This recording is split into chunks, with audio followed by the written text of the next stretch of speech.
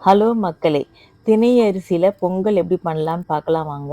இந்த தினை அரிசி வந்து நான் 1/2 கிளாஸ் எடுத்துக்கிட்டு, 1/2 கிளாஸ் பாசிப்பருப்பு எடுத்து கழுவி, 1 டம்ளர் ஆச்சு 2மே சேர்த்து. அந்த 1 டம்ளருக்கு 3 டம்ளர் தண்ணி வச்சு, அதுக்கு பெருங்காயம், அப்புறமா வந்து ஜீரகம், அப்புறமா உப்பு, அப்புறமா கொஞ்சோண்டு நெய் போட்டு மூடி 2 விசில் வச்சு எடுத்தோம்னா, இது நல்லா வெந்துட்டுருக்குங்க. கரெக்ட்டா இருக்கு, பதமா இருக்கு.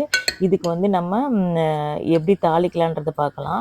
கொஞ்சம் நெய், கொஞ்சம் எண்ணெய் போட்டு, அப்புறம் மிளகு போட்டு வெடிச்ச பிறகு, அதுக்கப்புறம் ஜீரகத்த போட்டு, அதுக்கப்புறமா அதுவும் வெடிச்ச பிறகு, முந்திரியும், அப்புறமா கருவேப்பிலையும் போட்டு, அதில தாளிப்பு போட்டு இறக்குனோம்னா, அதுக்கு வந்துட்டு மேலே கொஞ்சம் கீய ஊத்தி எடுத்தோம்னா, நம்ம அரிசியில பண்றா மாதிரியே இருக்குங்க.